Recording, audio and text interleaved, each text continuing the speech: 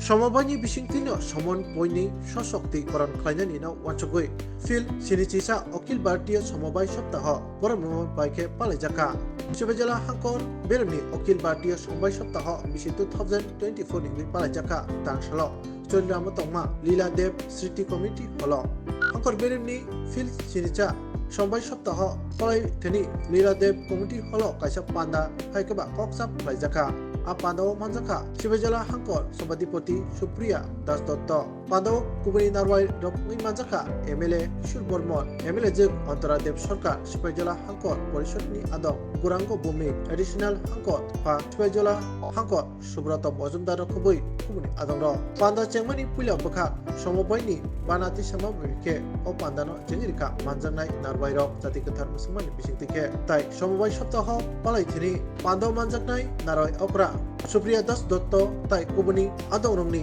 बिसिंतै नांमानि cock सालायजाखा সমিতি গঠন করার লক্ষ্যে আমাদের সরকার কাজ করছে। আমরা চাই আমাদের রাজ্য যেন সমস্ত দিক দিয়ে সমৃদ্ধিশালী হয়। আমরা দুগ্ধ উৎপাদনে, মাংসের দিক দিয়ে, আমাদের সবজি উৎপাদনে, আমাদের খাদ্যশস্য ধান সমস্ত দিক দিয়ে যেন আমরা মৎস্য উৎপাদন, পশুপালনের দিক দিয়ে আমরা যেন ডিম উৎপাদনের দিক দিয়ে আমরা যেন সমৃদ্ধশালী হতে পারি।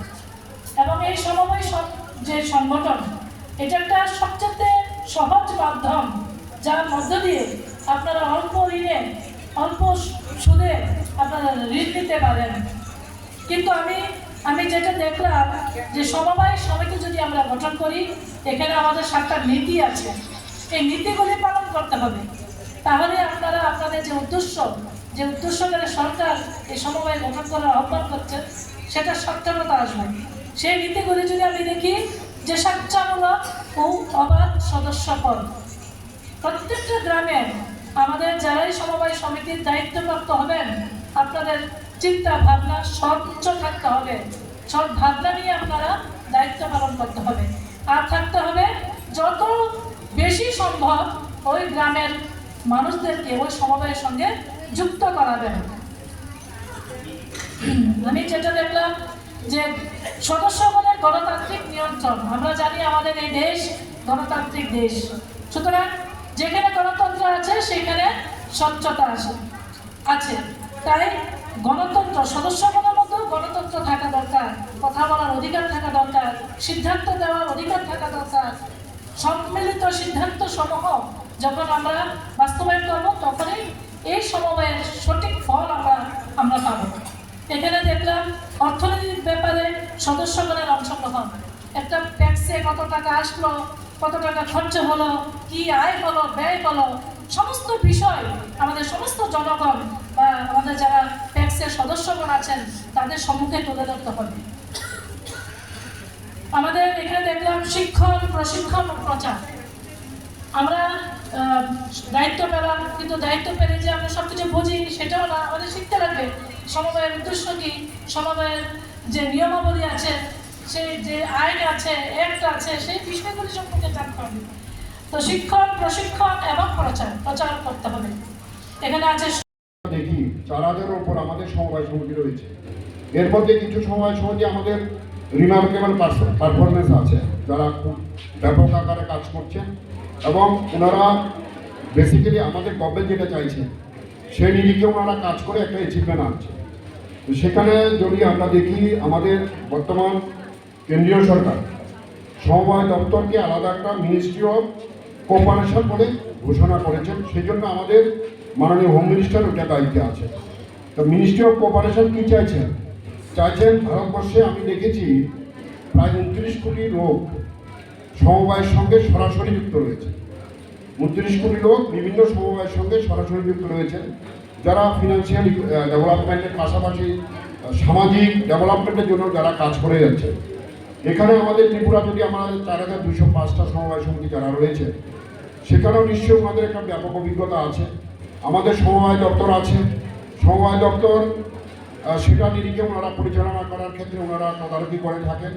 বিভিন্ন সময় সমবায়ের যে নিয়মগুলি আছে সেই নিয়মগুলি পরিচালনার ক্ষেত্রে ওনারা দায়িত্ব পালন করে থাকেন। সেক্ষেত্রে ওনাদেরও কিছু সমস্যা রয়েছে, অর্থাৎ কর্মী স্বল্পতা রয়েছে, সেক্ষেত্রে সঠিকভাবে মনিটরিং করার ক্ষেত্রে ঘাটতি থাকতে পারে। তারপরে আমার মনে হচ্ছে এখানে যারা কোঅপারেটিভে যারা রয়েছেন, সমবায়ে যারা রয়েছেন, ওনাদেরকে দপ্তরে যারা আধিকারিক যাবেন, বিভিন্ন সময় বিভিন্ন কাজের জন্য যাবেন, হয়তো অডিট হতে পারে, অন্য কোনো কাজ হতে পারে, সেক্ষেত্রে আপনারা প্রপারলি ওনাদেরকে সহযোগিতা করবেন।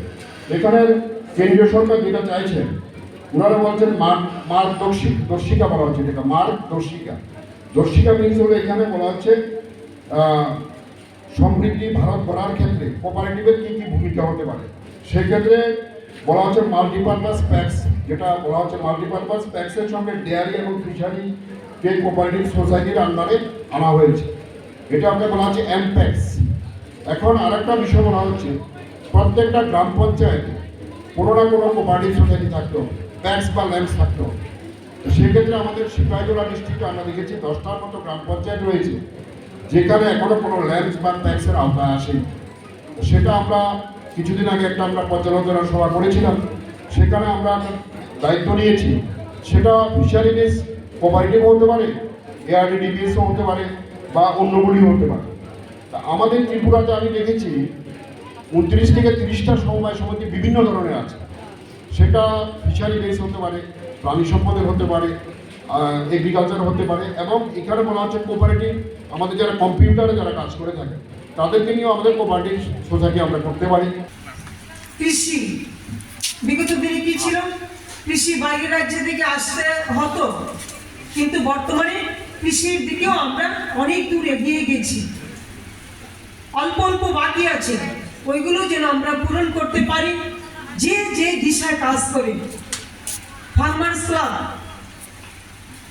যে তুলনা হওয়ার কথা কম হয়েছে, ফার্মার্স ক্লাবের দিকে বেশি আমরা ধাবিত হতে পারি। আজকে আমরা গোমাতা অনেকেই পালন করি, দুগ্ধ সমবায় সমিতি, যেমন আমাদের কমলাসাগর বিধানসভা চাম্পামোড়া আছে, বা এদিকে কতটা আছে আমি জানি না, কিন্তু আপনারা ওইদিকে যেতে পারেন। কেন? আমরা দুধ বা ছানা, মাখন, মনোরমা ঘি বাইরের রাজ্যের উপর আমরা নির্ভর করি। আর কি কি করা যায় ওইদিকে চিন্তা করা। মিষ্টি ডিবির মধ্যেও আসে, কিন্তু আমরা আমাদের অনেক লাগে, যোগান লাগে, কিন্তু ওইরকম আমরা দিতে পারি না। ওইদিকে চিন্তা করা, চলা। দৈনন্দিন জীবনে আমাদের কি লাগে ওই দিশায় যদি আমরা চলতে পারি তাহলে আমরা স্বনির্ভর হতে পারবো।